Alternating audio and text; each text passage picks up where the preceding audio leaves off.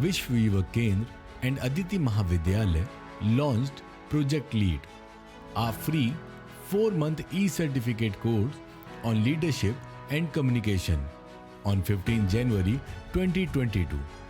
The objective of the course was to explain to the participants the relevance of effective communication, leadership skills, and stress management in the development of personality and career growth of a person.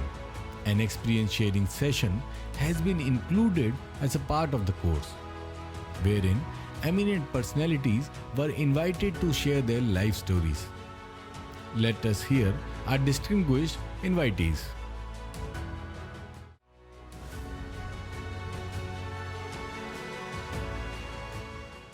आप सभी को मेरा नमस्कार. A very good evening to all of you in session 16 of Project Lead. As you all know, हमने project lead एक 4 महीने का course शुरुआत किया था और आज हम उसके 16th सत्र में प्रवेश कर चुके हैं और अभी मैं आप सभी का सादर अभिनंदन करती हूँ आज के अपने सत्र में. So a very warm good evening to all of you. So in a series of welcome, first I would like to welcome our chief guest, Shri Abhayanand IPS. He is IPS and former DGP of Bihar. And we welcome you, sir, and we are glad to have you here with us today in session 16 of Project Lead. Next on the panel, we have Mr. Yogesh Kumar from Even Cargo. We welcome you, sir. And in the next on our panel, we have Mr. Amit Jain. He is co-founder Mitti Ke Rang. Our eminent speaker next is Dr. Apala Baduni. She is secretary and president Ecohom Foundation. Next on the panel, we have Mr. Vicky Roy, and we welcome you, sir. He is documentary photographer. We welcome to in section 16 of Project Lead. On behalf of all the team members of Vishwa Yuva Kendra and Aditi Mahavidyalaya, I would like to welcome our dearest principal, ma'am, Professor Mamta Sharma ji. Ma'am, we are glad you have joined us today on this occasion of experience sharing. Next, I would like to welcome Dr. Sunita Behmani, ma'am. She is HOD, Department of Social Work, Aditi Mahavidyalaya. I would like to welcome Dr. Manju Goyal, ma'am. She is Assistant Professor, Aditi Mahavidyalaya, Department of Social Work. Next in our coordination team, I have Miss Manisha Pal. She is Assistant Professor, Aditi Mahavidyalaya, Department of Social Work. Next, I would like to welcome Mr. Rakesh Chaudhary, sir. He is also Assistant Professor, Department of Social Work, Aditi Mahavidyalaya. Now, I would like to welcome coordination team member from Vishwa Yuva Kendra, Mr. Anand Kumar ji. He is Program Officer, Vishwa Yuva Kendra.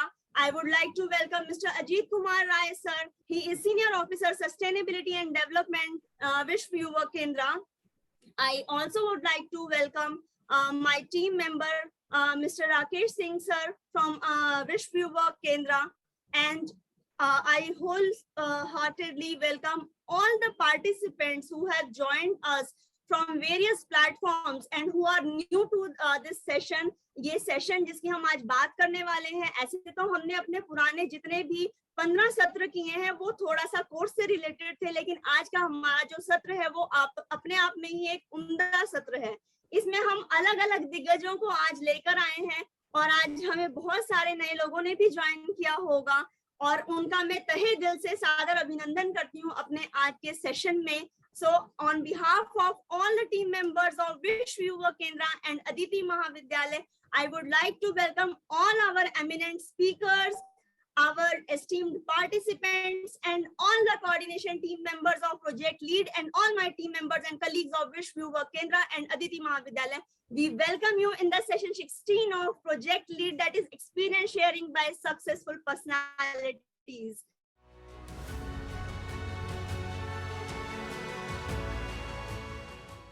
It was an amazing journey to be part of Project Lead. Lead means leadership through education, action, and determination. As we know, it is a 4-month e-certificate course on leadership and communication organized by Vishwa Yuva Kendra and Department of Social Work, Aditi Mahavidyalaya, University of Delhi. It is a certificate course that would help in developing personality and becoming independent we as a citizen we as and the youth member. The idea behind initiating this program was to provide ample opportunity to students to enhance their leadership and communication skills. The youth who are the better receptive to change. They are change maker. They are facilitator. They require the support, guidance, and direction to achieve success in all fields of their life. The main feature of that 4 month e-degree e-course, that course has no fees. It was open for all the university student faculties and NGO representative from all over the countries. The online session was scheduled by VYK and Aditi Mahavidyalaya collaboration for every Saturday from 5 to 7 p.m. till it will be continued till 7th May, means next Saturday. The major component of the session covered are leadership, communication and personality development, understanding stress and its management, time management, leadership, which was conducted by the session by Mr. Sunil Keswani and Mr. Govind Mishra ji. Communication and personality development, which was coordinated and it was totally done by Mr. Surender Narayan Ahuja.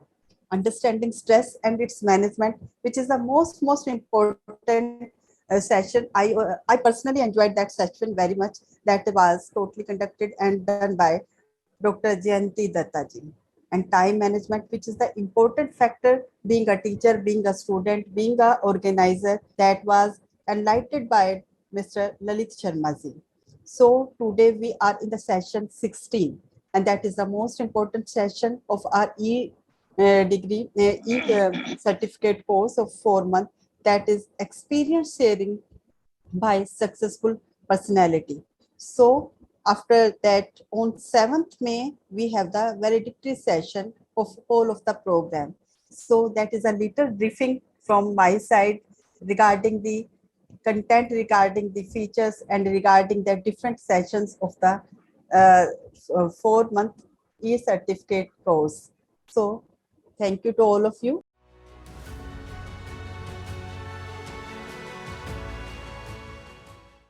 If I talk about the relevance of this e-certificate course, I would like to say that leadership is not about glorious crowning acts, but it is keeping the team focused on a goal and motivated to do their best to achieve it. Effective leadership helps the youth shine as the future generations. Before leadership and communication skills are essential for the positive functioning of the society, and training the society's youth on both the skills is a fundamental part of ensuring positivity, success, and effective execution for the future. Now, before we go further, let me just explain to my young students that leadership is not about being a political leader, manager, or CEO of some organization. Every that person is a leader whom people look upon for suggestion, discussion, and guidelines. It is a major misconception that leaders are born and not made. This is totally wrong, as you can become leader by developing your personality. At the same time also, it is true that every person cannot be a leader. Some have that quality but are not aware of it. Here lies the relevance of this course, for which all of you have enrolled. Leadership helps in your career advancement, and I'm very sure after attending this course, all of you would be more educated about this aspect. Every person is special. There's a book by Bill George, Discover Your True North, that talks about the self-awareness. Self-awareness is very important. Some people take a lifetime to know themselves. Then comes the art of thinking. And the person who has the art of thinking is a leader, may not be a manager. More of this art of thinking, bigger that leader is. And when you think big, you're not perturbed by the smaller challenges.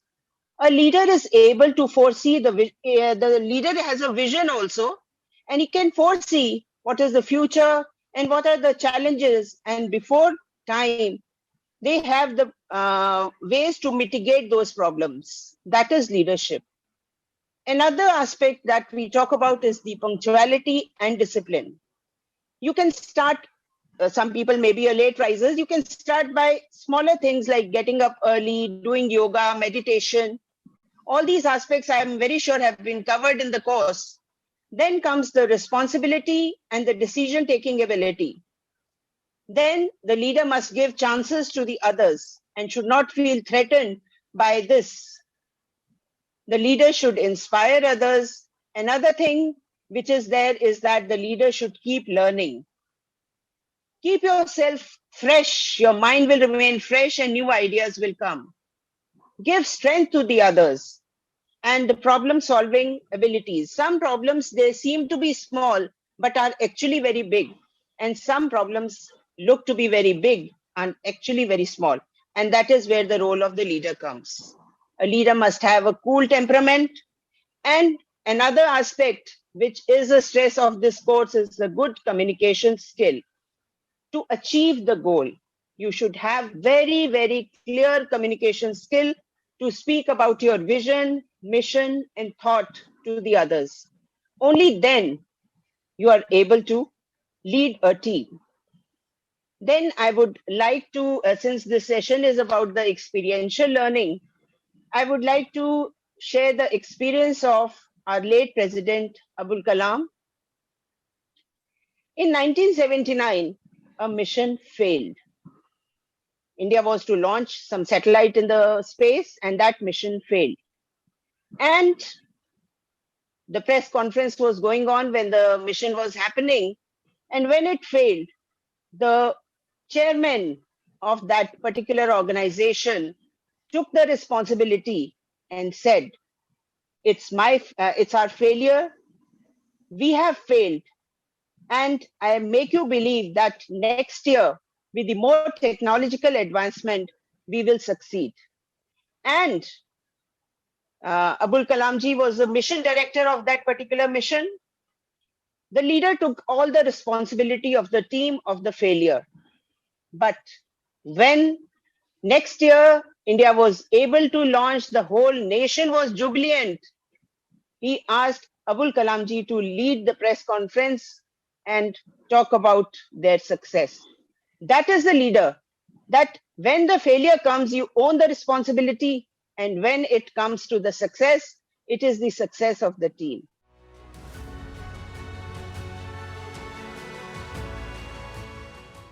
Shri Abhayanand ji is IPS. He was selected as IPS officer for the Bihar cadre after clearing UPSC Civil Services examination in 1977. He was appointed as DGP Bihar and took charge as the 48th DGP of the state on 31st August 2011. He served as DGP of Bihar from 2011 to 2014. To deal with shortage of manpower in police, he came up with the idea of recruiting retired army men. This concept soon became a role model, and other states such as Odisha, Madhya Pradesh, and Jharkhand started recruiting ex-army men. Mr. Abhayanand has conceptualized the program Super 30, a free tutorial to coach 30 bright youngsters from underprivileged families of rural Bihar for the IIT entrance test. Despite being a police officer, he was also known as the cop with a chalk and IG uncle due to his special achievements to education.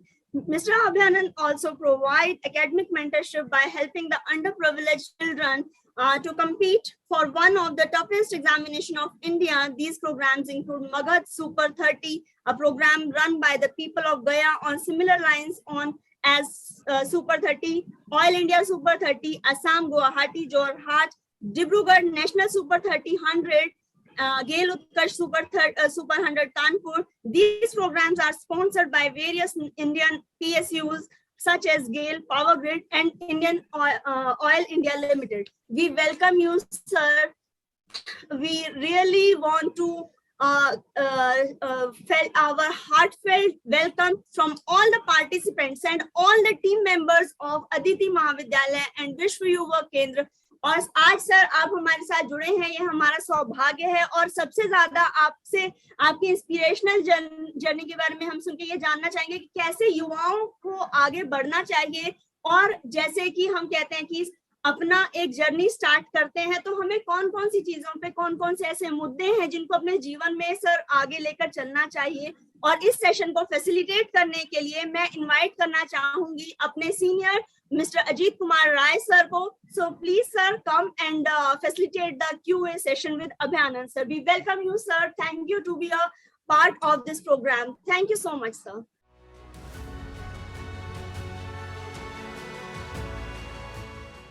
धन्यवाद मुक्ता जी, बहुत अच्छे से आपने sir का जो एक परिचय दिया।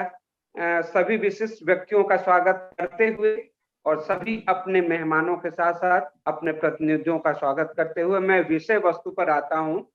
और जैसा मुक्ता जी ने बताया, हमारे लिए बहुत गर्व की बात है कि हमारे बीच में एक ऐसा प्रेरणा स्रोत व्यक्तित्व बैठा हुआ है जिससे आज के युवा कम से कम कुछ सीख सकते हैं।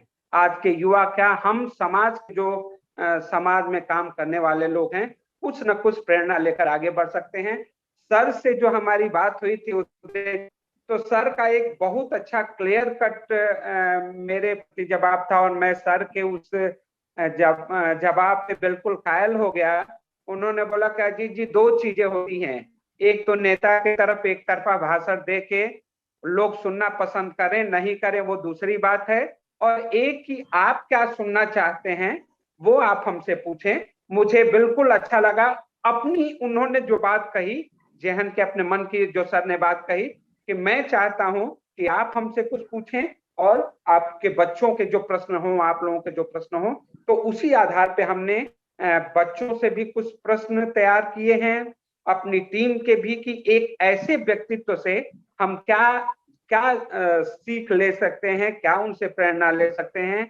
तो सर, एक तो बहुत बहुत धन्यवाद आपका इस कार्यक्रम में हिस्सेदारी के लिए। तो सबसे पहले सर, हमारे जो इस पार्टिसिपेंट्स हैं, एक तो अभयानंद जी के बारे में ये जानना चाहते हैं कि बालपन से एक IPS और DGP की कहानी जिससे कुछ बच्चे प्रेरणा ले सकें, क्योंकि उनके मन में ये है कि हर व्यक्ति के जीवन में कुछ न कुछ उतार चढ़ाव और इस तरह की उपलब्धियां, कभी नाकामियां हासिल होती रहती हैं। तो ये शुरू से लेकर और IPS तक की जर्नी के बारे में लोग जानना चाहते थे कि क्या है, उसके बारे में थोड़ा आप अगर हमसे शेयर करें, हम उससे कुछ मोटिवेट हो सकते हैं, कुछ सीख ले सकते हैं, वो हमारे लिए एक अच्छा, इस पे आप थोड़ा सा हमें प्रकाश डालें सर। हमारे बच्चों की तरफ से ये प्रश्न है। जिंदगी की शुरुआत में जो पहली बार होश आया था मुझे और मैंने दुनिया को देखा था, तो जो फर्स्ट इम्प्रेशन है लाइफ का वो है SP सिंहभूम, अब वो झारखंड में है जगह, जहाँ मेरे पिताजी SP थे, उस बिल्डिंग का। तो एक माहौल जिसमें टोटली प्रोटेक्टेड थे, चारों तरफ से पुलिस का पहरा, और एक घर जिसमें गड़बड़ी कुछ हो ही नहीं सकती है SP के घर में। एक बहुत ही प्रोटेक्टेड लाइफ था इनिशियल स्टेजेस में।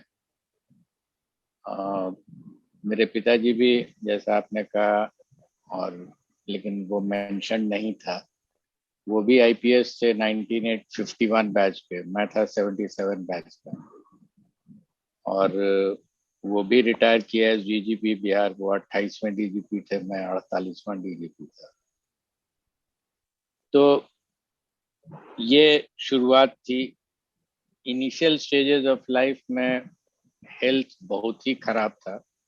लाइफ में करीब 2.5 साल के एज में एक हेल्थ इशू हुआ, जिसका डिटेल यहाँ देना बहुत जरूरी नहीं है, हालांकि वो भी एक एस्पेक्ट है जिस पर लंबा डिस्कशन हो सकता था।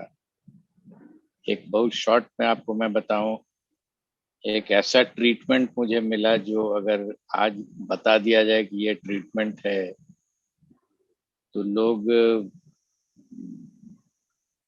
को घृणा होगी उस ट्रीटमेंट से। जो दी गई बातें चीजें थी जो मुझे खाने को मिली थी, अगर मैं आज के डेट में खाना चाहूँ तो नहीं खा सकता हूँ, बट दैट हेल्प मी। वो 2.5 साल से अब लेके ऑलमोस्ट 70 के एज तक हूँ, टफ लाइफ लीड किया मैंने। एनीवे, पढ़ाई के मामले में शुरू से ही एक लगन सी लग गई थी। वो इसलिए नहीं कि मैं बहुत इंटरेस्टेड था पढ़ाई में बचपन में, लेकिन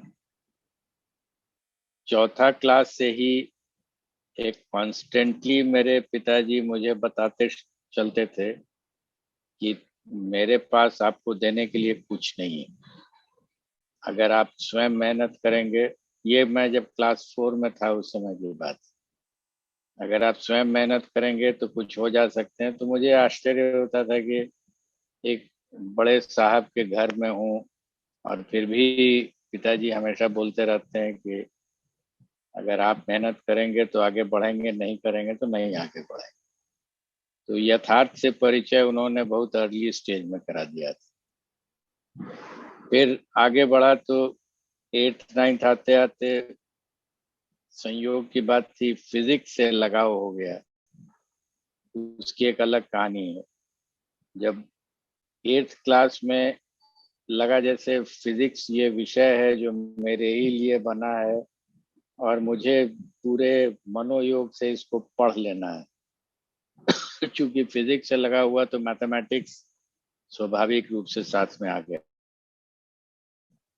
आगे बढ़ा, ग्रेजुएट किया फिजिक्स मैथमेटिक्स में पटना यूनिवर्सिटी से ही, और आज भी उसका रिकॉर्ड है, जहाँ तक मुझे जानकारी है, ब्रेक नहीं हुआ है यूनिवर्सिटी का, the topper of the batch and best graduate of the year. फिर यूपीएससी फर्स्ट अटेम्प्ट दिया मैंने, फिजिक्स और स्टैटिस्टिक्स लेके। स्टैटिस्टिक्स भी मैथमेटिक्स का पार्ट था बट विषय अलग हो जाता है। और फर्स्ट अटेम्प्ट में यूपीएससी हो गया तो आईपीएस हो गया, बिहार कैडर भी मिल गया।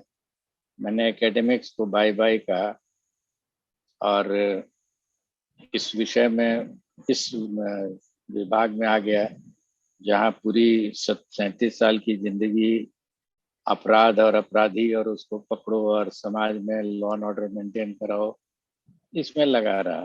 तो 37 साल की पुलिस की नौकरी हो गई। लाइफ डिफिकल्ट था, रात में सोने को नहीं मिलता था, पब्लिक को हर समय समस्या रहती है। तो even as SP of a district, जो मैंने करीब 7-8 साल काम किया जिला में, रात में सोने को रियली नहीं मिलता। मुझे याद नहीं है कि कोई एक पूरी रात मैंने घर पे बिताया हो। और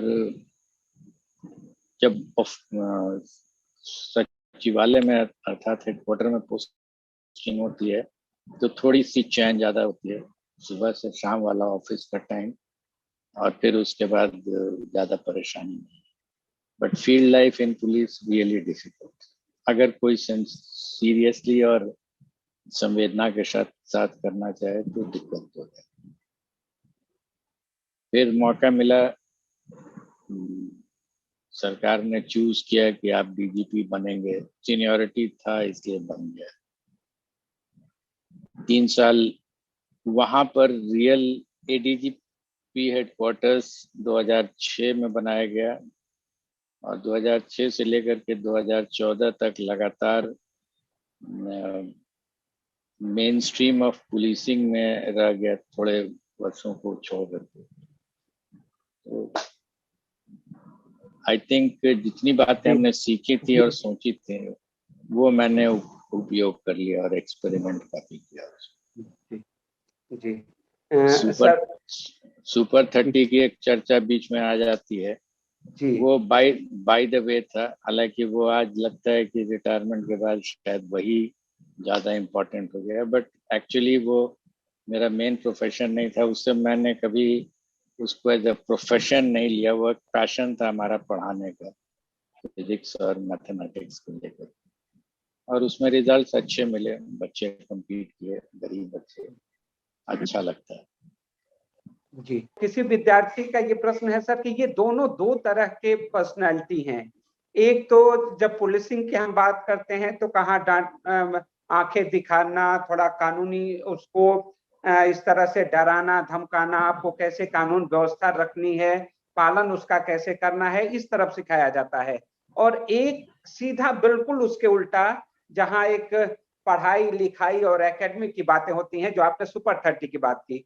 इसमें सर थोड़ा किसी का जानना ये था कि ये बदलाव कैसे, कहां से आया, क्या सोच के ये सुपर 30 की बात और फिर पढ़ाई की बात बच्चों को, और कभी कभी तो ये भी जैसे कुछ लोगों ने देखा कि आप अपने इस ड्यूटी के दौरान भी कभी कभी जाकर बच्चों को पढ़ाया करते, तो ये थोड़ा मन में आपकी जो ये एक भावना जगी थी, वो कैसे, उसका क्या सुपर 30 की शुरुआत ही हुई है 2002 में, और वहां से लेकर के मेरे रिटायरमेंट तक करीब 14-15 साल, तो 14-15 साल मैंने पढ़ाया भी और पुलिस की नौकरी भी की, और दोनों में मुझे कभी भी विरोधाभास लगा नहीं। उसका कारण ये है कि फिजिक्स भी मैंने जो पढ़ा वो नीति के अनुसार पढ़ा था, न्यूटन के लॉ हैं, तो न्यूटन के लॉ को जान लेना ही फिजिक्स नहीं है, उसको अप्लाई करना फिजिक्स है। कोई दूसरा लॉ आप लें, जैसे Faraday's law of electromagnetic induction पढ़ाते हैं लोग, तो आप जान गए और उसको आप सही मायने में अप्लाई नहीं कर सके किसी प्रॉब्लम में, देन इट्स नो गुड, क्या फायदा जानने का। तो सिमिलरली पुलिसिंग भी एक नीति है, और वो नीति का स्रोत है कानून। तो जैसे फिजिक्स के कानून है, वैसे ही पुलिसिंग के कानून है। समाज कानून के अनुसार चलता है, संविधान जो है वो मदर ऑफ ऑल कानून कहा जाता है। तो हमने संविधान की पढ़ाई की, हमने कानून की पढ़ाई की, ऑफ कोर्स सिविल लॉ थोड़ा सा जाना मैंने, लेकिन ज्यादातर क्रिमिनल लॉ, चूंकि पुलिस में क्रिमिनल लॉ का ही यूज होता है।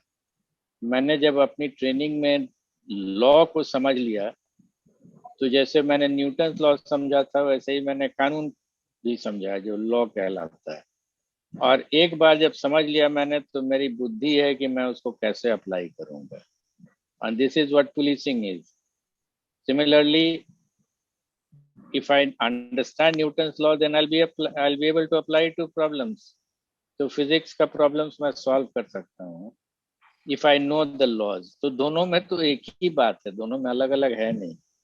और जो आपने एक बात कही अपने क्वेश्चन में कि जहाँ आंख दिखाना पड़ता है, आंख दिखाने की जरूरत कहाँ है, कानून को आंख दिखाना है, हमको थोड़ा ही दिखाना है। कानून कैसे आंख दिखाएगा, ये अक्ल हम में होनी चाहिए। जी, जो एक प्रश्न आया है हमारे बच्चों के तरफ से सर, उसमें यह है कि आज के युवाओं के लिए आपसे एक संदेश चाहिए, आपका एक मार्गदर्शन चाहिए। उसमें यह है कि आज हमारे सामने दो तरह की स्थितियां हैं। एक तो आधुनिक युग में एक चौका-चौध भरी और ऐशो आराम वाली जिंदगी है, जिसकी तलाश में मोस्टली हम अधिकांश युवा रहते हैं। वहीं दूसरी तरफ एक जिंदगी है जिसमें समाज के लिए कुछ करने के लिए हम बहुत सारे युवा अपने ऐशो आराम को कम कर देते हैं। आपके हिसाब से आज के युवा को इन परिस्थितियों में किस मार्ग को चुनना चाहिए? क्या उसके लिए सबसे अच्छा मार्ग रहेगा जिससे समाज का भी कल्याण हो और अपने आप को भी, मतलब ऐसी स्थिति कैसे वो आपके हिसाब से सबसे आइडियल स्थिति क्या होगी आज के युवाओं के लिए? आपका संदेश। Listen to yourself. Don't go by what others say. आप जब बड़े हो जाते हैं ना, तो आप स्वयं अपने आप को बता सकते हैं, समझा सकते हैं, समझ सकते हैं।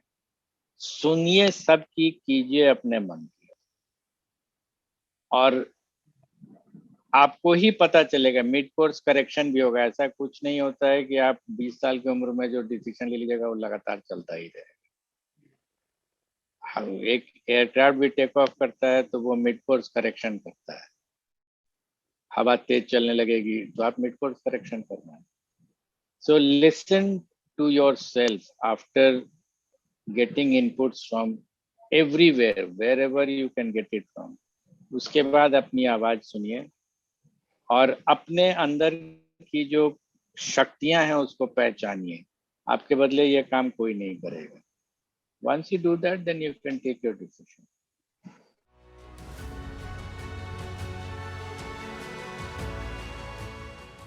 मैं बताने की कोशिश करता हूँ थोड़ा सा कि कैसा रहा. तो मैं दिल्ली से ही हूँ, तो दिल्ली में पला बड़ा. तो दिल्ली में परेशानी ये लगती थी बचपन से कि हमारे घर में मैं और बहनें थे, तो हमारे घर में कोई ऐसा जेंडर डिस्क्रिमिनेशन नहीं लगता था, लेकिन बाहर जाता था तो काफी महसूस होता था. तो over the period of time I realise like women struggle for safe spaces in the public space. They are not given equal opportunity when it comes to, say, sports or academics or perhaps the job opportunities as well. So it has become really difficult for me to stay with whatever the status quo was then. Over the period of time, काफी सारे incident हुए, मतलब एक एक करके. And then 2012 वाला भी एक इंसिडेंट हुआ. उस टाइम पे मैं एक जर्मन एमएनसी के साथ काम कर रहा था, तो वहां से अपनी नौकरी छोड़ी और सोचा कुछ करना चाहिए. तो मेरे को डेवलपमेंट सेक्टर की बिल्कुल समझ नहीं थी. तो फिर ये TISS मुंबई ज्वाइन किया. वहाँ पे 2 साल का एक कोर्स किया सोशल एंटरप्रेन्योरशिप का. उसी दौरान दिल्ली ओए की स्थापना हुई.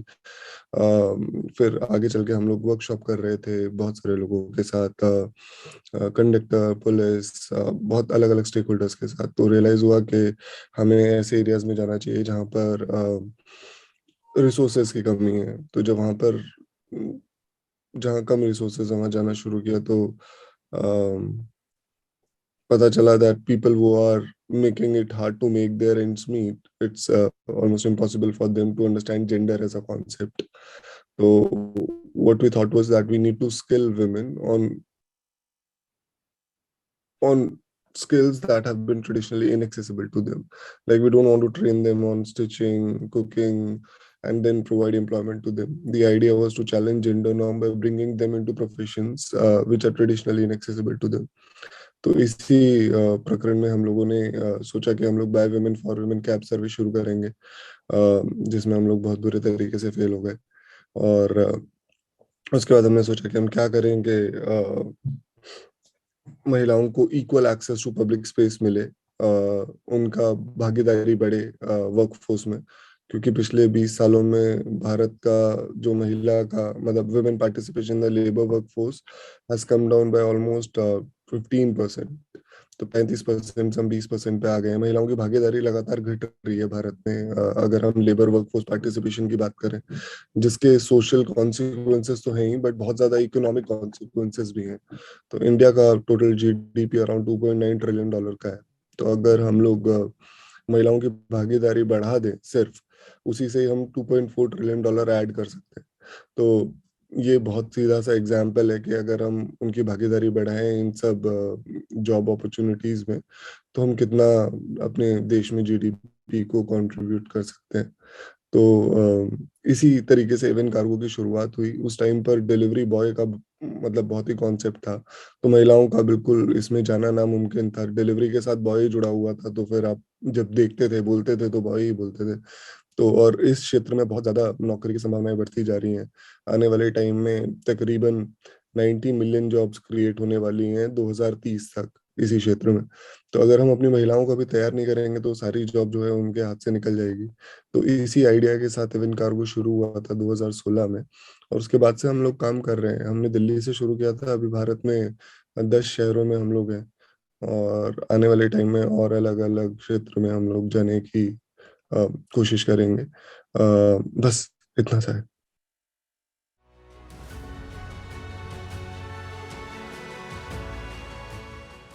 Great to connect. Thank you for inviting again. तो just to give a background मैं क्या करता हूँ और अभी क्या क्यों कर रहे हैं हम लोग ये. तो मिट्टी Kiran, I am a co-founder. I operate from Pune. और जो भी women entrepreneurs को सामान बनाते हैं पूरे इंडिया में, जो भी प्रोडक्ट्स होते हैं अराउंड 50+ कैटेगरी, 1000+ प्रोडक्ट्स, वो हम लोग वेबसाइट पे अपलोड करते हैं और वो पूरी दुनिया में सेल करते हैं. अब ये जो है हम काम करते हैं, but how did we landed up doing this, हमने कैसे शुरुआत की ये काम की, मिट्टी का रंग चालू किया था 2013 में। 8 साल तक के काफी डिफरेंट डिफरेंट एक्टिविटीज करी। बट इसका जन्म क्यों हुआ मिट्टी के रंग का? तो मैं गांव से आता हूँ महाराष्ट्र में, भुसावल। और 3 साल की उम्र में आई लॉस्ट माई फादर, पापा की डेथ हो गई। फिर ग्रैंडफादर ने शॉप ओपन किया मॉम के लिए, टेलरिंग शॉप। और वहां से सर्वाइवल काफी थोड़ा सही हुआ।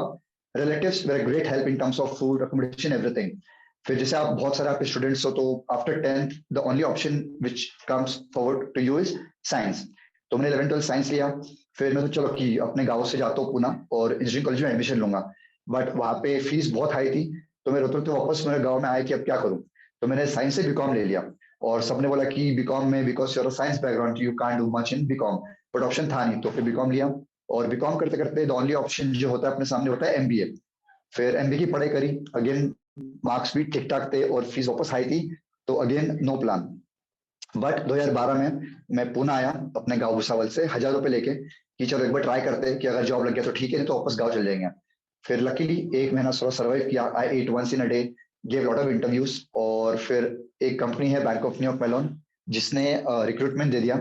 और वहां पे जॉब लगना मतलब मेरे लिए बहुत सरप्राइजिंग था कि वहाँ पे जॉब कैसे लग गया, क्योंकि they hiring people from like masters degree and काफी एक्सपीरियंस। मैं ये जो शेयर करने वाला हूँ, आई थिंक बहुत सारे स्टूडेंट्स यहाँ पे रिलेट कर पाएंगे कि अपने को लगता है कि अगर अपन ने डिग्री की है बीकॉम में, बीबीए में, तो अपने को जॉब नहीं लगता है या फिर करियर में कुछ होता नहीं है। लेकिन वेरी ऑनेस्टली जो मैंने बीकॉम में किया, जैसे I used to listen to BBC podcast, तो उससे मेरा इंग्लिश काफी इंप्रूव हुआ। अपन बहुत सारे बच्चे गाँव से, तो अपने को लगता है कि इंग्लिश कैसे इंप्रूव होगी, तो न्यूज़पेपर है, मैगजीन्स है। I used to stand mirror के सामने, कांच के सामने, और I used to talk in English, क्योंकि गाँव में कोई बात करने वाला होता नहीं है। और अब जब इंग्लिश में बात करते हो, अपने जब टंग को हैबिट पड़ती है, तो अब बराबर वर्ड उसको रिलीज कर पाते हो। तो वो सब करने के चक्कर में और काफी नॉलेज, मैगजीन्स पढ़ा, ये पढ़ा, जब जाके जॉब लग गया। डेफिनेटली डिग्री इंपॉर्टेंट है, but general knowledge, your command over English जो इंपॉर्टेंट है अभी बिकॉज ऑफ ग्लोबल फाइनेंस, वो बहुत मैटर कर जाती है। तो वो आपके कंट्रोल में है कि आप घर बैठ के सब कर सकते हो। फिर to cut the long story short, luckily after a month struggle bank of ने जॉब दिया। जब वो पैकेज मिला बहुत खुशी हुई कि जो मतलब अनएक्सपेक्टेड था वो। फिर मेरी मॉम पुणे आ गई, मम्मी पुणे आ गई 8-9 महीने बाद। फिर हम सोचे कि लाइफ में अभी तक सब लोगों ने बहुत हेल्प किया in terms of everything, so it's time to give back. तो हमने बहुत छोटा शुरुआत करी कि हम लोग कपड़े किताबी लोगों से लेंगे और वो जाके स्लम्स एनजीओ में डोनेट करेंगे। In 2013, I legit never thought कि I'll be taking मिट्टी करण full time in 2019. बट वो जर्नी चलती रही, जॉब चलते रहा। और 2019 में I used to do lot of backpacking. और जर्नी में when I came back to Pune, सोचा कि यार मिट्टी का रंग बहुत बढ़ रहा है और जॉब भी बहुत डिमांडिंग है, किसी एक को मुझे लेना पड़ेगा। तो मैंने सोचा कि जॉब छोड़ देते हैं, और मैंने घर वालों को बिठाया, उनको बोला कि मुझे मेरी कंपनी जॉब से निकाल रही है। बिकॉज आई न्यू कि अगर मैं बोलूँ कि मैं जॉब छोड़ रहा हूँ, जब मैं 1000 रुपए लेके आया था, इतनी गरीबी देखी हो, जॉब कैसे छोड़ सकता हूँ मैं। तो बट मैंने बोला कि जॉब से मेरे को निकाल रहे हैं, तो they didn't had any option apart from accepting. अभी कॉन्फिडेंस कहाँ से आया मेरे में, क्योंकि 8 साल जब जॉब कर रहा था मैं 19 तक के, आई केप्ट नेटवर्किंग। वो नेटवर्किंग करते रहा, अलग अलग चीजें सीखते रहा मैं। जैसे आप काफी सोशल में हो, आप MSW BSW कर रहे हो, तो जागृति यात्रा से मैंने चालू किया था 2016 में। पूरे इंडिया में एक ट्रेन यात्रा निकलती है, फिर मलेशिया गया, फिर अलग अलग कंट्रीज गया, सिटीज में घुमा, कॉन्फिडेंस काफी आया।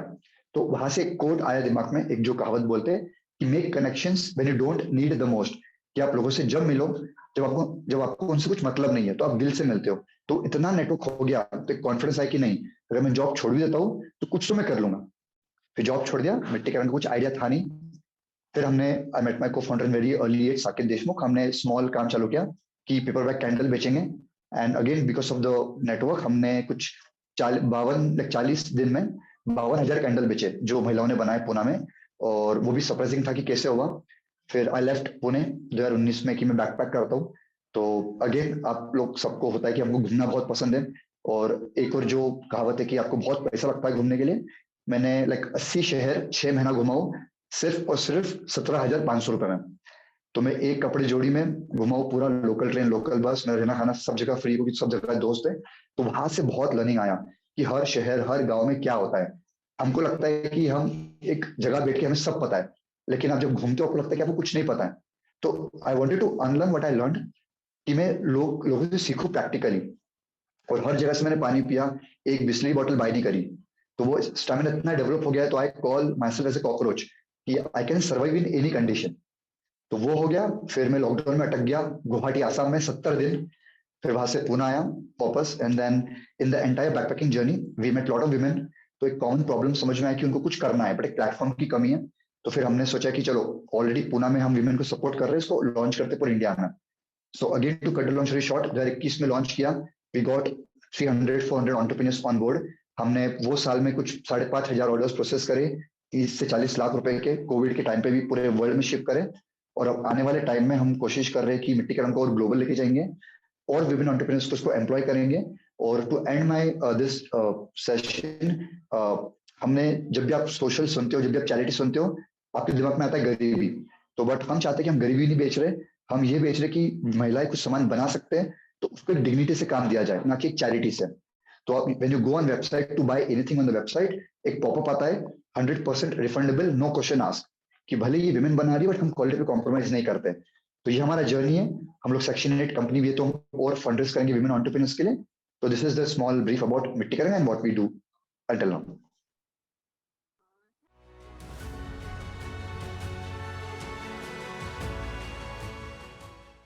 मैं थोड़ा सा अपना एक्सपीरियंस के बारे में बताना चाहूंगी कि शायद उससे किसी को मदद मिल पाए। तो मेरा थीसिस चल रहा था ओरल कैंसर में, और जब मैं अपना थीसिस कर रही थी मैंने ये देखा कि कितने यंग लोग, मतलब मेरे उम्र से और मेरे से छोटे लोग are in end of life. बिल्कुल वो एंड ऑफ लाइफ में आ रखे हैं, क्योंकि वो तंबाकू इतने सालों से चबा रहे हैं, 10 साल की उम्र से चबा रहे हैं, और आज उनकी वो स्टेज है जब उनका अंत होने वाला है। और जहां मैं पढ़ाई करी थी मैं ये सोचती थी, अरे अभी तो I have just started dreaming, अभी तो मुझे इतना सब कुछ लाइफ में करना है, और ये क्या देख रही हूँ मैं, अभी लोगों की लाइफ बिल्कुल एंड हो रही है।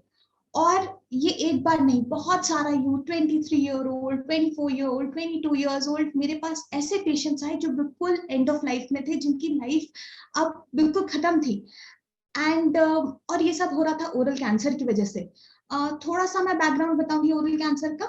ओरल कैंसर भारत में एटलीस्ट 30% सारे कैंसर के केसेस जो होते हैं, उसमें से 30% ओरल कैंसर है। और उसकी मोस्टली वजह होती है तंबाकू, गुटखा, बीड़ी, या फिर कोई दांत जो बार बार इरिटेट कर रहा हो, ये सब होती है। और सबसे अच्छी बात बोल सकते हैं हम लोग कि ओरल कैंसर से पहले एक प्री कैंसर वाली स्टेज आती है, और अगर हमने उस स्टेज में डिटेक्ट कर लिया कि प्री कैंसर को, तो वो आगे कैंसर में बढ़ता ही नहीं है। हम कैंसर को इतनी जल्दी रोक सकते हैं, बिल्कुल, अगर बस उसी टाइम पे हमने रिकग्नाइज कर दिया, अरे प्री कैंसर स्टार्ट हो रहा है, लोगों ने तंबाकू छोड़ दिया, थोड़ा सा बिल्कुल मिनिमल ट्रीटमेंट उन लोगों को दिया, and they will be back in their life again, उनको नहीं सफर करना पड़ेगा। To understand more about cancer मैं ज्यादा घुसी, और तब मैंने देखा कि अरे जो एंड ऑफ लाइफ है, हमें लगता है कि एक पेशेंट को कैंसर है, पर एक पेशेंट को कैंसर नहीं होता, उसकी पूरी फैमिली जो ट्रॉमा से गुजरती है, राइट, नोइंग कि अब क्या होगा, अब कब तक वो है, अब कब नहीं है, क्या खाना है, क्या पीना है, फाइनेंशियली उनका ब्रेकडाउन होता है, इमोशनली उनका ब्रेकडाउन होता है, मेंटली उनका ब्रेकडाउन होता है। तो हम, ये एक चीज नहीं है, हमें लगता है हम एक पेशेंट की मदद करें, एक पेशेंट नहीं होता, वो एक पूरी फैमिली, एक पूरी कम्युनिटी को एक स्ट्रेंथ की जरूरत होती है। वहां से मुझे लगा कि नाउ आई गॉट दिस, और मुझको अब जो ओरल कैंसर है वो प्री कैंसर स्टेज में डिटेक्ट करना है, और लोगों को मैसेज पहुंचाना है, अवेयरनेस पहुंचानी है कि तंबाकू प्रोडक्ट खाने में कितना ही ग्लैमरस लगे, स्पेशली आजकल हुक्का हो गया है, बीड़ी हो गई है, अब इसको रोकना बंद करना पड़ेगा। जब मेरा पोस्ट ग्रेजुएशन खत्म हुआ और मैं गई, अपने पेरेंट्स को बोला मैंने कि अब मैं एनजीओ खोलूंगी। So parents were still supportive, but जो रिलेटिव्स थे दे वर इन शॉक, ये क्या हो रहा है, तुमने इसलिए पढ़ाई की है and you achieve good marks and everything, क्योंकि तुमको एनजीओ खोलना है, this is not the age for having non profit खोलते हैं जब सब कर लेते हैं, 50 की उम्र के बाद नॉन प्रॉफिट खोलते हैं, और फिर एंड में सोशल वर्क करते हैं। और फिर मैंने अपने आप से कुछ प्रश्न पूछे, वो प्रश्न ये थे कि सबसे पहले मुझे अपनी लाइफ नहीं पता, अगर मैं 40 साल तक जीऊं तो मैं 50 की उम्र में कैसे कैसे अपना जो मुझको सीरियसली करना है वो कब पूरा करूंगी। सो एज क्या है, ये तो बड़ा, it doesn't make any sense. Second चीज मुझे ये लगा, मुझे मतलब जब सबने मना किया तो it was like something in the soul, ठीक है कि नहीं, I have to do it in you know something is breaking inside. और जब वो हुआ मैंने कहा कि नहीं, अब डिसाइड कर लिया है तो अब यही करना है, क्योंकि मैं जितना इसको डिले करूंगी उतना शायद मैं कितने सारे लोगों की जान बचा सकती हूँ। डिटेक्ट करके कितने सारे लोग हम बच सकते हैं। सो एवरी ईयर अगर मैं ये करती जाऊं और पहले मैं जॉब करूं और ये करूं तो नहीं होगा। So then, but definitely, जैसे Amit sir said that it's very important to be financially independent. Yes, I did take up a job, but I knew what I had to do. और ये मैं साथ के साथ करती गई। I shifted and from Dehradun में शिफ्ट हो गई दिल्ली, क्योंकि दिल्ली में चीजों को ज्यादा चीजें ज्यादा एक्सेप्ट की जाती है openly.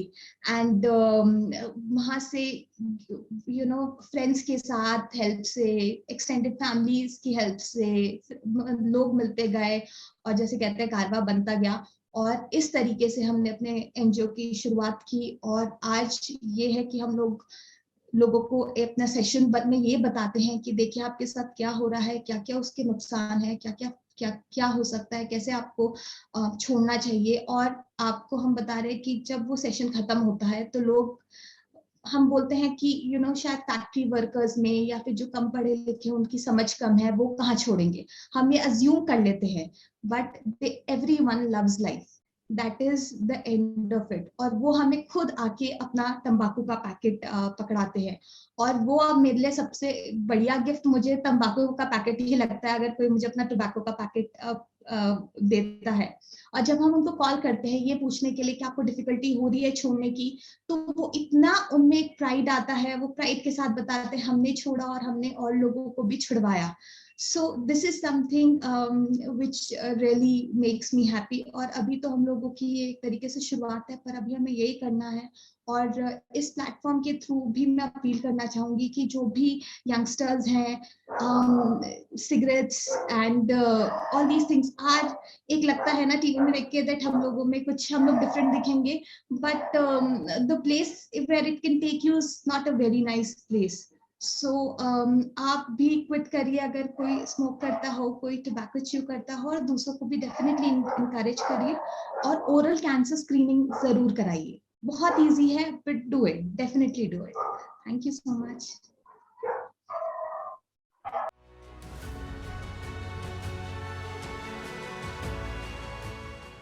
Hi everyone and very good evening. मेरा नाम विक्की रॉय है और मैं एक डॉक्यूमेंट्री फोटोग्राफर हूँ।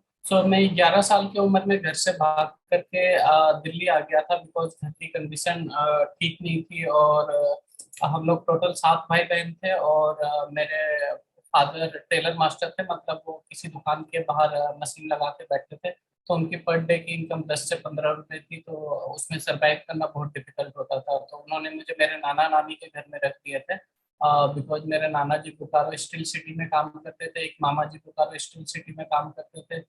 तो वहाँ की फैमिली कंडीशन थोड़ी बेटर थी, तो उनको लगा कि अगर ये वहाँ पे रह लेगा तो एटलीस्ट क्लास 10 तक पढ़ लेगा। तो दैट्स वाई उन्होंने मुझे वहाँ पे रख दिया था। तो जब मैं वहाँ पे धीरे धीरे बड़ा हो रहा था, तो आई रियलाइज की छोटी छोटी बातों पे काफी मार पड़ती है, काफी ज्यादा काम करवाते हैं। तो बचपन में फिल्में देखी थी कि लोग शहर जाके हीरो बन जाते हैं या अमीर आदमी बन जाते हैं। तो मुझे भी ऐसा लगा कि मैं अगर शहर चला जाऊं तो हीरो बन जाऊंगा। तो मैंने एक दिन अपने मामा जी के जेब से थोड़े से पैसे चोरी किए और स्टेशन गया, तो दिल्ली की ट्रेन लगी हुई थी, तो मैं ट्रेन पकड़ा और जस्ट दिल्ली आ गया। तो जब मैं दिल्ली आया तो मुझे समझ में नहीं आ रहा था कि मैं क्या करूं। तो मैं बस प्लेटफॉर्म पे बैठ कर रोने लग गया एक जगह पे। तो कुछ लड़कों ने मुझे रोते हुए देखा, तो वो आके मेरे से बातचीत किया, हम अच्छे दोस्त बन गए और उन्होंने मुझे कुछ खाना वगैरह दिया। फिर मैं भी उनके साथ एज ए रैक पिकिंग का काम करने लगा। तो जो लोग पानी की बोतल पी के फेंक देते थे, हम उन बोतल को कलेक्ट करते थे, उसमें ठंडा पानी भर के हम उसे जनरल बोगी में 5-5 रुपए के बेचते थे। तो 5-6 महीने काम किया, फिर देखा प्लेटफॉर्म में सर्वाइव करना काफी डिफिकल्ट है, क्योंकि कभी पुलिस वाले मारते थे, कभी किसी पैसेंजर का कुछ चोरी हो जाए वो मारते थे। तो मैंने डिसाइड किया कि अब मैं प्लेटफॉर्म पे काम नहीं करूंगा। तो प्लेटफॉर्म में क्या होता था कि थोड़ी सी भी लड़ाई होती थी तो लोग ब्लेड मार देते थे गाल पे। तो इस वजह से प्लेटफॉर्म छोड़ के मैं नई दिल्ली अजमेरी गेट में एक ढाबे पे थोड़े टाइम काम किया। फिर वहां से जो एनजीओ सलाम बालक ट्रस्ट, वहाँ पे एक वॉलेंटियर एक दिन मुझे आके देखा काम करते हुए, तो मेरे से पूछा कि तुम्हारी उम्र अभी पढ़ाई लिखाई करनी थी, तुम ये सब काम क्यों कर रहे हो। तो उन्होंने मेरे ढाबा ओनर से बात किया और उन्होंने मुझे दिल्ली में एक संस्था है सलाम बालक ट्रस्ट, तो ये मीरा नायर की 1988 में एक मूवी आई थी सलाम बॉम्बे, तो उस मूवी से जो पैसे कलेक्ट हुए थे उससे ये ट्रस्ट बना था सलाम बालक ट्रस्ट। तो मुझे वहाँ पे वो लेकर के गया, मैं वहाँ पे जा करके रहना चालू किया और मैंने देखा कि ये तो काफी फैंटास्टिक शेल्टर होम है, क्योंकि एक लोअर मिडिल क्लास को जो फैसिलिटी मिलती है वो हमें फैसिलिटी मिलती थी। तो फिर वहाँ पे रह के मैंने स्कूल में एडमिशन हो गया, रेगुलर स्कूल जाने लगा। तो जब मैं क्लास 10th में आया तो 10th में बहुत कम परसेंटेज आए, 48% आए। तो मेरे जो एनजीओ के टीचर थे उन्होंने कहा कि आप पढ़ाई में अच्छे हो नहीं, आप अपना ट्रैक चेंज करो, कुछ वोकेशनल ट्रेनिंग करो। तो उन्होंने मुझे कहा कि कुछ टीवी मैकेनिक का कोर्स कर लो, कुछ सिलाई का कोर्स कर लो, कुछ कुकिंग का कोर्स कर लो। तो मैंने उनको कहा कि सर मुझे फोटोग्राफी करनी है। तो उन्होंने कहा अरे उसके लिए बड़ा कैमरा चाहिए, वो कहाँ से लाओगे। तो मैं अपने जिद पे अड़ा रहा, तो फाइनली फिर उन्होंने मुझे दिल्ली में एक फोटोग्राफर है अनई मान, उनके साथ मुझे जॉब पे लगा दिया जो फोटो असिस्टेंट। और मैंने उनसे सलाम बालक से लोन लेके एक फिल्म कैमरा खरीदा निकॉन F80 एंड उससे फोटो शूट करना चालू किया। तो 2007 में मैंने अपना पहला एग्जीबिशन लगाया स्ट्रीट ड्रीम्स के नाम से। सो ये मेरे घर की कुछ फोटो है, कि उससे अंदाजा लगाने के लिए कि मैं किस तरह के घर से बैकग्राउंड से आता हूँ। तो ये मैंने 2016 में शूट किया था। तो सलाम बालक ने ये कोडेक कैपिटन का कैमरा दिया और इससे मैंने फोटो शूट करना चालू किया। तो मैं अपने दोस्तों को पार्क में ले जाके इस तरह के फोटो खींचता था। बट 2007 में मैंने अब स्ट्रीट ड्रीम्स लगाया। सो स्ट्रीट ड्रीम्स में मैंने ये दिखाने की कोशिश की कि जब मैं स्ट्रीट पे रहता था तो मैं कैसे रहता था। तो मैंने दूसरे बच्चों की फोटो खींची और अपनी लाइफ दिखाने की कोशिश की। और बिकॉज मैं 18 साल से कम उम्र का था तो मैंने सारे 18 साल से कम उम्र के बच्चों का इसमें फोटो खींचा और अपनी लाइफ इसमें दिखा रहा था कि मैं इस तरीके से रहता था प्लेटफॉर्म में। तो ये एग्जीबिशन मेरा काफी सक्सेसफुल रहा, क्योंकि ये 3 टाइम लंदन ट्रेवल किया, साउथ अफ्रीका गया, वियतनाम गया। और उसके बाद में 2008 में एक वर्ल्ड वाइड फोटोग्राफी कंपटीशन में पार्टिसिपेट किया जिसमें उन्होंने पूरे वर्ल्ड से 4 फोटोग्राफर चुने। तो एक 2 यूएस से था, एक हांगकांग से था और एक ने इंडिया से था। तो उन्होंने मुझे 6 मंथ के लिए न्यूयॉर्क बुलाया वर्ल्ड ट्रेड सेंटर का रिकंस्ट्रक्शन शूट करने के लिए। और साथ में उन्होंने मेरा आईसीपी में एडमिशन करा दिया। तो वहाँ पे एक अच्छी फोटोग्राफी स्कूल है, इंटरनेशनल सेंटर फॉर फोटोग्राफी। तो वहाँ पे फिर मैं 6 मंथ का डॉक्यूमेंट्री फोटोग्राफी का कोर्स किया और अपना काम कंटिन्यू करते रहा। एंड 2009 में मैं सलाम बालक का एक अवार्ड प्रोग्राम का गोल्ड अवार्ड होल्डर program के through invite me London to lunch with prince Edward in Buckingham Palace. तो ये मेरा प्रिंस के साथ वहाँ का फोटो है। 2011 में मैंने एक लाइब्रेरी स्टार्ट की जिसका नाम है रंग ओपन लाइब्रेरी। तो मैंने क्या किया, सारे बड़े फोटोग्राफर से अप्रोच किया कि वो अपनी बुक डोनेट करें हमें। तो करीब हमारे पास 400-500 फोटोग्राफी बुक्स इकट्ठे हो गए। तो हम एवरी अल्टरनेट संडे को ये लाइब्रेरी करते थे। तो जब भी लाइब्रेरी करते थे एक स्टेब्लिश फोटोग्राफर को ऐसे टॉक के लिए बुलाते थे। तो इस तरीके से हम ये लाइब्रेरी रन करते थे। 2013 में नेशनल ज्योग्राफी चैनल ने पहली बार एक रियलिटी शो ऑर्गेनाइज किया और हम 8 फोटोग्राफर को सेलेक्ट करके श्रीलंका ले गए। तो ये रियलिटी शो था, तो हर एपिसोड एक फोटोग्राफर शो से बाहर निकल जाता था। और ये टोटल 10 एपिसोड का शो था और मैं 9th एपिसोड में इस शो से बाहर निकला। और उसके बाद 2013 में मेरी पहली फोटोग्राफी बुक आई होम स्ट्रीट होम के नाम से। और इसमें मैंने ये दिखाया कि आफ्टर स्ट्रीट मेरी शेल्टर होम की लाइफ कैसी थी। और ये मैंने कलर में शूट किया था क्योंकि हमारी शेल्टर होम की लाइफ थोड़ी कलरफुल लाइफ थी। उसके बाद इस बुक के बाद I got fellowship to study MIT media lab Boston. तो मैं थोड़े टाइम के लिए फिर MIT गया। और उसके बाद मैं काफ़ी सारे जगहों पे एज ए मोटिवेशनल स्पीकर के लिए मुझे इनवाइट किया। तो मैं पेंटागन गया, व्हाइट हाउस गया,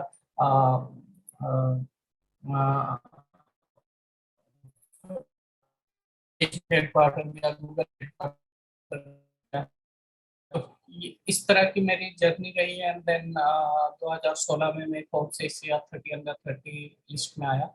तो जस्ट और अब मैं फोटोग्राफी के थ्रू काफ़ी सपोर्ट करता हूँ लोगों को। तो 1-2 प्रोजेक्ट में किया हूँ जिससे मैं फोटोग्राफी से लोगों को सपोर्ट करता हूँ। बट जो रिसेंट में अभी काम कर रहा हूँ वो PWD को लेकर के कि मेरा एक हमने वेबसाइट तैयार किया जिसका नाम है everyone is good at something. तो ये डिसेबिलिटी को लेके है। तो मैं इंडिया के 28 स्टेट और 8 यूटी ट्रैवल कर रहा हूँ एंड रूरल और अर्बन इंडिया से डिसेबल पर्सन का मैं फोटो खींचता हूँ और उनकी स्टोरी वेबसाइट पे डालते हैं। एंड बहुत टाइम लोग उनकी स्टोरी पढ़ के हमें कॉल करते हैं कि ना हम उनको सपोर्ट करना चाहते हैं, तो हम उनको फिर डायरेक्ट कनेक्ट करा देते हैं। तो there is no third person. तो इस तरीके का काम मैं कर रहा हूँ। तो मेरे पास टाइम इतनी ही है, तो मैं अपना प्रेजेंटेशन यहाँ रोक।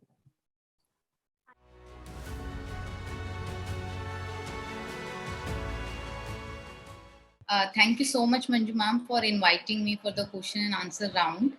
And it is, first of all, I would like to thank today's speaker. They are really very motivational and inspiring speakers, I must say.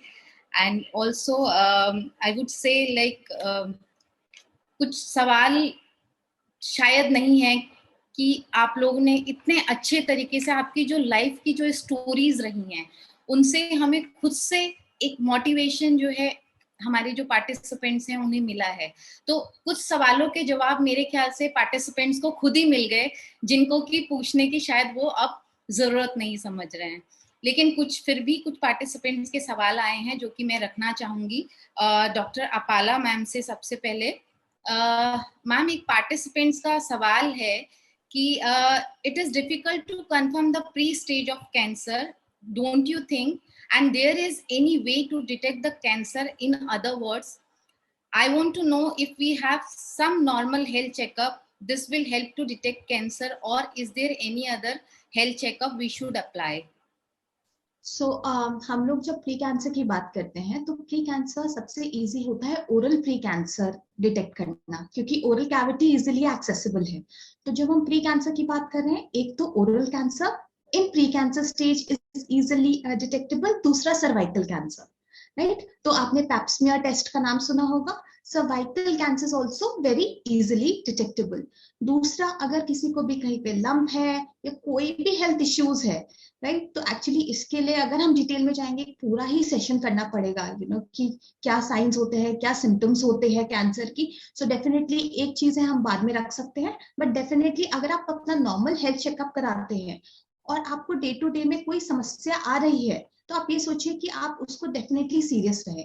अगर कोई भी प्रॉब्लम आपको 21 दिन से ज्यादा परेशान कर रही है, लाइक एसिडिटी, सिंपल सी चीज है, एसिडिटी हो गई, कॉन्स्टिपेशन हो गई, so everything, each and every problem is a clue to कुछ कि क्या है, व्हाट इज द रीजन। दवाई खाना is not just the option, but ये हो क्यों रहा है।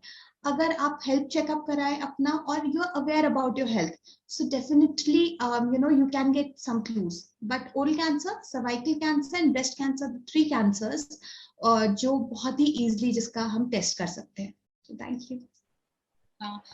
Thank you, Apala ma'am. One more question is there, like very heart touching stories of all the speakers. So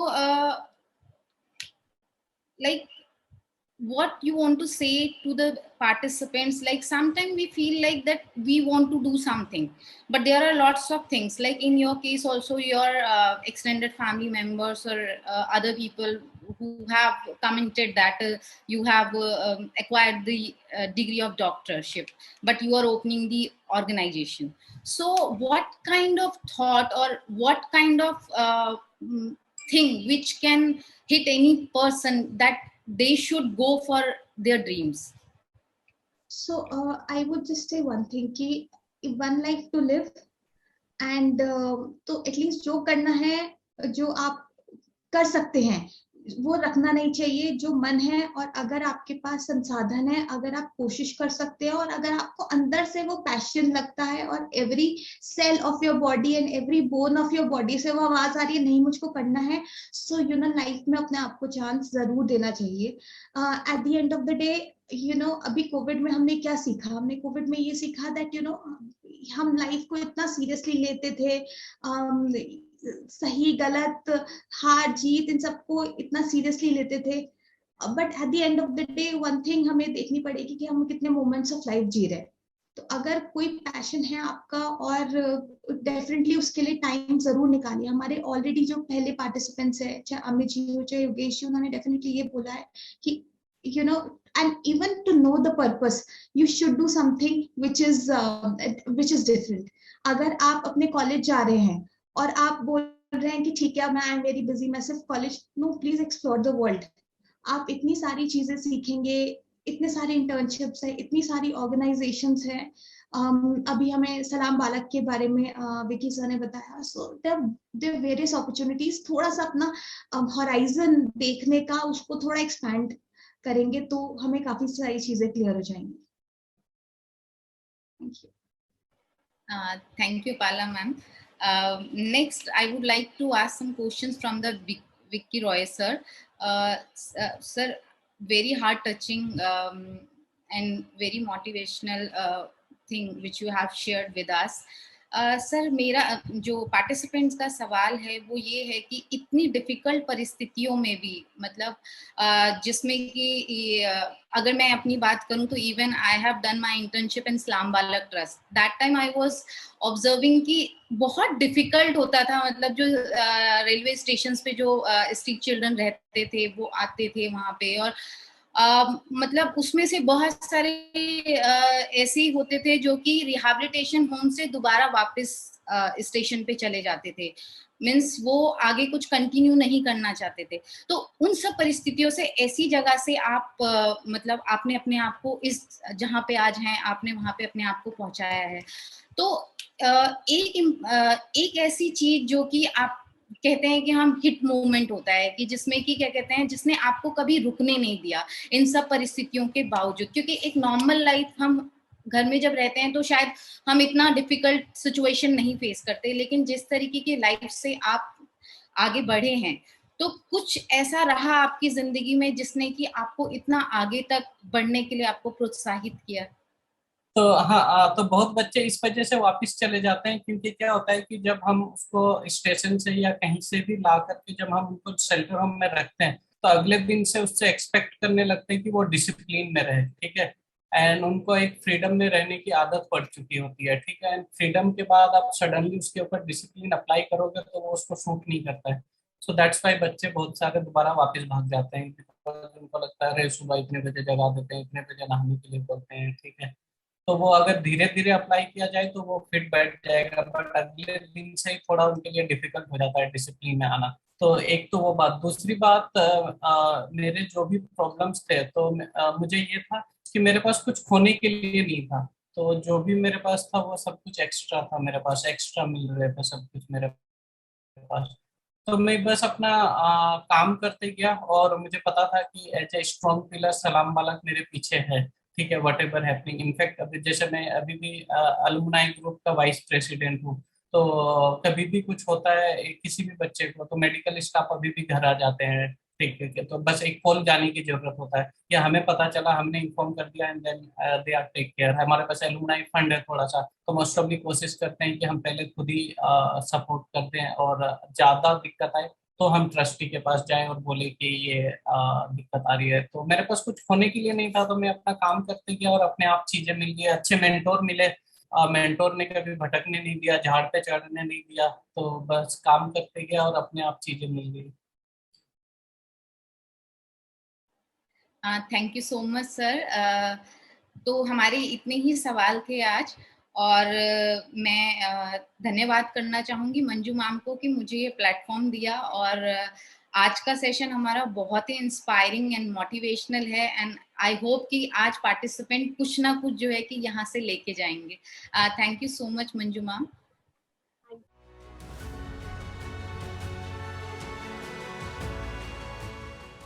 सबसे पहले मैं अपने दोनों प्यारे टीम को, अदिति महाविद्यालय और विश्व केंद्र के प्रत्येक साथियों को बहुत धन्यवाद देता हूं और कांग्रेचुलेट करता हूं कि इस तरह के जर्नी को आपने बहुत ही साकार किया और बहुत ही सक्सेसफुल बनाया. जितने हमारे पार्टिसिपेंट्स हैं उनको मैं नमन करता हूं कि आपकी जो लर्निंग एटीट्यूड है, इसको मैं बारंबार सलाम करता हूं कि 4 महीने तक इस कोर्स को आप ले चले.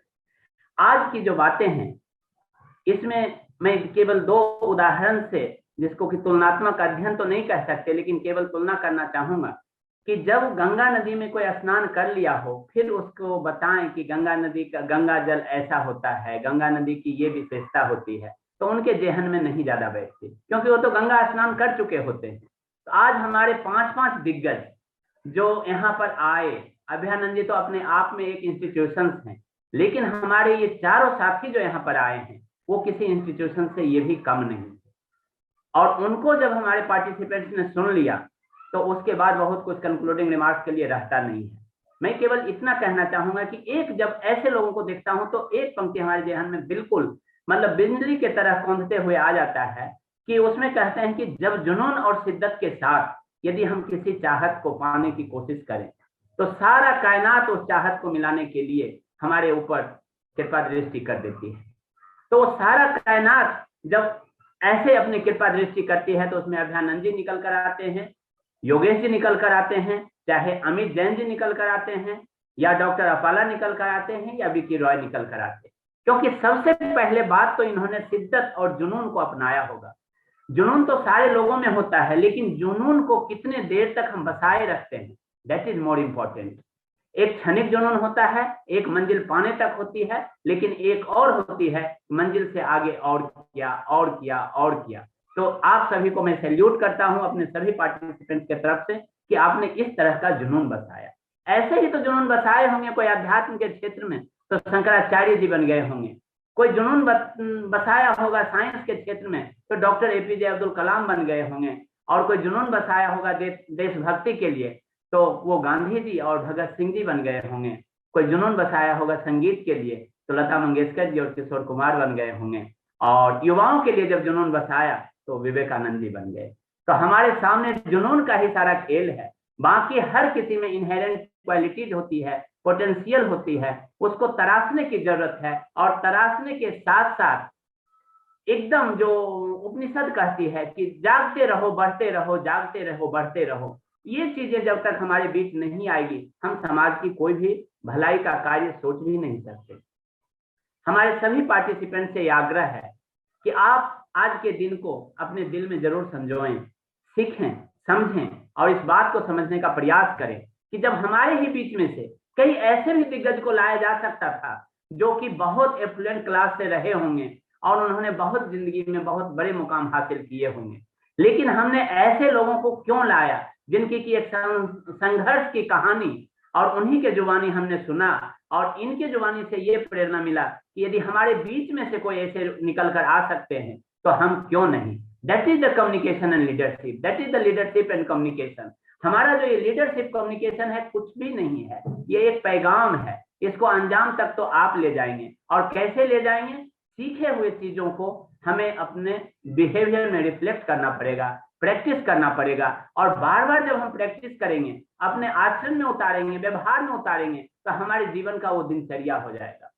आप याद करें जब छोटे कोई बच्चे रहे होंगे उनको ब्रश करने के लिए कितनी बार उनको बताया गया होगा, लेकिन जिस दिन से उन्होंने ठान लिया कि हमें मॉर्निंग और इवनिंग में ब्रश करके ही हमें मतलब ब्रश करना ही है, चाहे शुरुआत हो या शाम में खाने के बाद हो, उनको आज बताने की कोई जरूरत नहीं होती है। किसी स्पोर्ट्समैन को आज बताने की जरूरत नहीं होती है कि बेटा या बेटी तू प्रैक्टिस करने के लिए जा, क्योंकि वही उसका जुनून है, वही उसके जीवन का एक मसाल है, वही उसकी चिंगारी है जो उसको रुकने नहीं देता। तो भाइयों एवं बहनों, जितने हमारे यहाँ पार्टिसिपेंट्स हैं, मैं केवल कंक्लूडिंग रिमार्क्स में इतना ही कहना चाहूंगा। कंक्लूडिंग रिमार्क्स कुछ भी नहीं है, आपने आज अपने ही जीवन को एक तरह से देखा है, समझा है और जिया है कि जब हमारे में से कोई योगेश जी जैसे निकल सकते हैं जो कि बड़े बड़े जॉब को छोड़कर आ सकते, अमित जी जब इतने बड़े बड़े अपने क्वालिफिकेशन को साइड में ताक पर रखकर एक छोटे से शुरुआत करके एक बड़ा सा अभियान में शामिल हो सकते हैं, या डॉक्टर अपाला जी गोल्ड मेडलिस्ट होते हुए भी एक प्रैक्टिस नहीं करके और एक लोगों के बीच अपना एक पैगाम लेकर जाती हैं, या विक्की रॉय जी जो कि एक मतलब कि मैं बोलूं कि एक ऐसा शख्सियत जो रेलवे प्लेटफॉर्म से उठकर और एक वर्ल्ड ट्रेड सेंटर तक पहुंचा हुआ व्यक्ति हो, तो अपने आप में सफलता की एक अलग ही कहानी है। इस इबादत को लिखने के लिए हमें बहुत कुछ नहीं चाहिए, हमें हर दिन अपने आप को आज से बेहतर बनाने की कला सीखनी होगी, और आज से बेहतर यदि हम कल होंगे, कल से बेहतर आगे होंगे। हमारा ही पूरा ये दुनिया है और हम ही इस दुनिया से हैं, और हम ही इस दुनिया को सजाएंगे, संवारेंगे और आगे ले जाएंगे। हम दोनों टीम को विश्व केंद्र और जो आज अदिति महाविद्यालय के हमारे साथी हैं, लीड प्रोजेक्ट के जितने साथी हैं, उन्होंने जो हमें अवसर दिया 2 शब्द रखने के लिए, और जितने पार्टिसिपेंट्स ने हमें इस बात को सुना समझा, इसके लिए हम तहे तहे दिल से आपको आभार व्यक्त करते हैं। और साथ ही साथ 2 पंक्तियां हम अपने पार्टिसिपेंट्स को अपने सभी स्पीकर्स के तरफ से और खासकर लीड टीम के तरफ से हम आपको समर्पित करना चाहेंगे। और वो जो पंक्ति है, वो पंक्ति में इस तरह से कहना चाहूंगा कि उठना गिरना, उठना गिरना, गिरना उठना। फिर से शुरू करता हूं, उठना गिरना, गिरना उठना होगा बारंबार, उठना गिरना, गिरना उठना होगा बारंबार, ऐसे ही तो कदम सिखाते नई नई रफ्तार। उठना गिरना, गिरना उठना होगा बारंबार, ऐसे ही तो कदम सिखाते नई नई रफ्तार। संघर्ष की राहें ही बसाते हैं जहान, संघर्ष की राहें ही बसाते हैं जहान, चलते रहें बढ़ते रहें, तभी बनेगा देश महान, तभी बनेगा देश महान, तभी बनेगा देश महान। बहुत बहुत आभार, बहुत बहुत धन्यवाद। जय हिंद, जय भारत, जय जगत।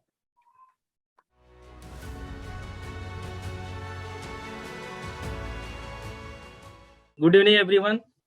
अब ये सत्र के लास्ट में आ गए हैं एक फॉर्मल वोट ऑफ थैंक्स के लिए। आज तो बहुत ही मुझे विश्वास है कि हमारे पार्टिसिपेंट, इवन हम लोग की भी नॉलेज इन्हांस हुई है, बहुत ज़्यादा मोटिवेट हुए हैं हम सभी यंग स्पीकर से, क्योंकि अभियानंद सर का तो बहुत बड़ा एक रिच नॉलेज रही है, बट हमारे जो यंग स्पीकर रहे हैं आज उनसे हमने बहुत कुछ सीखा, क्योंकि अपने एक एज ग्रुप के साथ सीखना एक अलग ही मजा है। सीनियर से तो हम सुनते आए हैं कि अपने बड़ों से लोग सीखते हैं। तो अब वो फॉर्मल वोट ऑफ थैंक्स के लिए मैं सबसे पहले अपने आज के honourable chief guest Abhayanand sir का तहे दिल से पूरे विश्व युवा केंद्र टीम और अदिति महाविद्यालय की तरफ से धन्यवाद देना चाहता हूँ कि अपने बिजी शेड्यूल से सर आए और हम लोग को एक तरीके से उन्होंने मोटिवेट किया, क्योंकि उन्होंने बताया मैम कि हम एक आईएएस फैमिली से होते हुए उनके फादर ने बोला आप अपना रास्ता भाई आप खुद देखो कैसे क्या करना है। तो आई थिंक हम सबको सीखना चाहिए इस चीज को, कि ऐसा नहीं है कि अगर उनको विरासत में कोई चीज मिली है तो उन्होंने उसका लाभ उठाया, उन्होंने सीखा, उन्होंने पढ़ाई करी और फिर उन्होंने उसको बीट किया उस तरीके से। एक डीजीपी होके बिहार से उन्होंने रिटायर किया और एक ऐसे सुपर 30 के कंसेप्चुलाइजेशन में उनका सर का हाथ रहा है। तो उसके लिए सर का बहुत बहुत धन्यवाद पूरे दोनों टीम की तरफ से, पूरे पार्टिसिपेंट की तरफ से। सर आपका बहुत बहुत धन्यवाद कि आज आपने अपने बिजी शेड्यूल से निकल के आ पाए। Thank you so much sir. मैं बात करना चाहूँगा योगेश सर का। योगेश सर जो कि अभी यूएस में है और इंडिया और यूएस में लगभग 9.5 घंटे का डिफरेंस है टाइमिंग का। तो ये भी एक है कि उन्होंने इस तरीके से 9.5 घंटे का डिफरेंट टाइम होते हुए भी है वो आए और हम लोग को अपने जर्नी, अपने प्रोजेक्ट के बारे में, इवन कार्गो के बारे में हमने पढ़ा, हमने देखा भी है। और उन्होंने एक चीज उन्होंने मेंशन नहीं करी, मैं मेंशन करना चाहूँगा कि इवन सचिन तेंदुलकर ने उनके इस वेंचर को सपोर्ट किया है। तो कितना बड़ा वेंचर है कि वुमेन एम्पावरमेंट को लेकर वो जो अपनी जर्नी चला रहे हैं। Thank you so much sir for joining us today. Entire team of विश्व युवा केंद्र अदिति महाविद्यालय and participant, we heartfelt thank you sir for joining us. And इसी सीरीज में हम आगे चलते हैं अमित जैन सर के पास। तो अमित जैन सर जिस तरीके से उन्होंने जॉब क्विट किया, ये गट्स चाहिए सर। ये मैं पर्सनली बोलता हूँ कि अगर जिस तरीके से आपका रहा है और जो फैमिली के जो उस समय की स्थिति थी और गट्स चाहिए, उसके लिए आपको सल्यूट है सर पूरे पार्टिसिपेंट की तरफ से और विश्व युवा केंद्र अदिति महाविद्यालय की। आपने झूठ बोला बट झूठ आपने अच्छे काम के लिए बोला और आज जो अच्छा काम निखर के आ रहा है। तो thank you so much sir for coming us today and it's really motivating us today. And क्योंकि एक तरीके से आज के एरा में जिस तरीके से आप वुमेन को लेकर उनके जो, मैंने आपकी वेबसाइट पर्सनली विजिट करी है, मैंने देखा है आपको बुलाने से पहले। हमने हमारी टीम मुक्ता जी ने काफी रिसर्च किया कि कैसे इसको देखें, कैसे बनाएं, इसको समझे, कैसे पार्टिसिपेंट के बीच लाएं ताकि समझ में आए। आपकी जर्नी के लिए सर, आपके आने के लिए आपको पूरी विश्व युवा केंद्र अदिति महाविद्यालय और पार्टिसिपेंट की तरफ से बहुत बहुत धन्यवाद सर। ऑल द बेस्ट कि आप आगे ऐसे बढ़ते रहें। Thank you so much sir for coming. और मैं बात करना चाहूँगा अपाला मैम का। अपाला मैम ने जैसे अपनी स्टार्टिंग में बोला था विश्व युवा केंद्र उनकी फैमिली है। मैम बिल्कुल हम आपकी फैमिली है और एक फैमिली एक्सटेंड हुई अदिति महाविद्यालय आज आपके साथ। और जिस तरीके से आप एक यंग डॉक्टर हैं, वो भी कैंसर के लिए आप चाहते तो अपना कहीं भी प्रैक्टिस करके अपनी लाइफ आप जी सकते थे, बट आपने उसको अपने प्रोफेशन को आपने अपना तरीके से पैशन बनाया मैम। और आपने बोला कि कैंसर मुक्त, ओरल कैंसर मुक्त भारत बनाना जो आपका एक सपना है मैम, आप उसको लेकर एक हम फाउंडेशन की आपने रचना करी। आप आए आज और हम लोग को सबको मोटिवेट किया कि क्यों ऐसा हम क्यों करें कि जिससे हमारे ऐसी कोई बीमारी आए हमारे अंदर उसको ना करें, उसके लिए मोटिवेट किया। उसके लिए ma'am thank you so much for coming today and thank you so much for the today session ma'am, from bottom to my heart. और इसी कड़ी में चलूँ मैं विक्की रॉय सर के पास। तो विक्की रॉय सर की जर्नी तो ऐसी है कि हम सब उससे जुड़ के देखें कि जैसे जाते हैं तो समझें उस चीज को कि एक मैं बोलूँ कि क्या नहीं हासिल होता अगर आप चाह लेते हैं। और मुझे यकीन है कि आज बहुत सारे युवा हैं, यूथ हैं, मैं पर्सनली बोलूँ तो हम भी कभी कभी अपना रोना रोते हैं कि आज हमारे पास ये होता तो ये कर लेते, ये होता तो ये कर, लेकिन हमारे पास एटलीस्ट पेरेंट्स का सपोर्ट और उस तरीके से पढ़ाई लिखाई का मौका तो मिला कम से कम। हमें दिल्ली भाग के नहीं आना पड़ा, हमें दिल्ली अपॉर्चुनिटी मिली तब आना पड़ा। तो सर आप इस तरीके आए और आपने जिस तरीके से अपनी जर्नी स्टार्ट करी, आप फोटोग्राफी में मुकाम हासिल किया। और मैं बोलना चाहूंगा इंडिया के लिए बहुत गर्व की बात है कि आप वर्ल्ड ट्रेड सेंटर बन रहा है, उसकी वीडियो डॉक्यूमेंट्री कर रहे हो इंडिया की तरफ से, 4 पूरे विश्व से सिलेक्ट हो रहे हैं, उसमें से आप इंडिया को रिप्रेजेंट कर रहे हो। सर ये हमारे लिए बहुत गर्व की बात है, आप आज हमारे साथ आए, आपका बहुत बहुत धन्यवाद। और ऐसे मोटिवेट करते रहें, लोग साथ जुड़ते रहें। मैं धन्यवाद करना चाहूंगा हमारे ममता शर्मा मैम और Uday Shankar sir for your kind support sir and always motivating us to do this kind of training and workshop sir. Thank you so much sir for your guidance and support. Ma'am दोनों लोग का आपका बहुत बहुत धन्यवाद। मैं अपने कोऑर्डिनेशन टीम का भी धन्यवाद देना चाहूंगा, जिसमें हमारे सर हैं, अजीत सर हैं, सुनीता behmani मैम हैं, मंजू मैम हैं, मनीषा पॉल मैम है, मुक्ता मैम है, अपूर्वा मैम है, राकेश सर हैं। आप सभी का बहुत बहुत धन्यवाद इस पूरे प्रोग्राम को कोऑर्डिनेट करने के लिए, इसको ऑर्गेनाइज करने में। हम सब बहुत पीछे मेहनत करते हैं, तब सैटरडे को 5 से 7 इकट्ठा होते हैं। Thank you so much each and everyone. हमारी विश्व केंद्र की टीम जिसमें रणवीर जी हैं, राकेश सर हैं, आपका भी सर बहुत बहुत धन्यवाद। आप कैमरे के पीछे जैसे बोलते नहीं है, कुछ लोग पर्दे के पीछे होते हैं, कुछ लोग फ्रंट में होते हैं, तो आज हम लोग फ्रंट में, आज पर्दे के पीछे हैं। आपका बहुत बहुत धन्यवाद sir. Last but not least हमारे जो लर्निंग, जैसे उदय सर भी बोलते हैं कि अगर पार्टिसिपेंट ना हो तो हम प्रोग्राम किसके लिए ऑर्गेनाइज करें। पूरे 5 से 7 बजे तक आप पूरे बैठे रहें, सीखते रहें, और उसके लिए आपका बहुत बहुत धन्यवाद। और जैसा कि बात करी थी, लर्न अनलर्न और रीलर्न की बात करी थी, तो सीखते रहें, आगे बढ़ते रहें।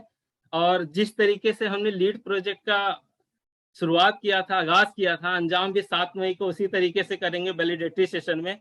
तो नेक्स्ट सेशन हमारा 7 मई को होगा वैलिडेटरी सेशन में। एक बार पुनः आप सभी का बहुत बहुत धन्यवाद। Have a pleasant evening. Thank you so much. Thank you. Thanks for watching. For more updates, please subscribe to our official YouTube channel and follow us here.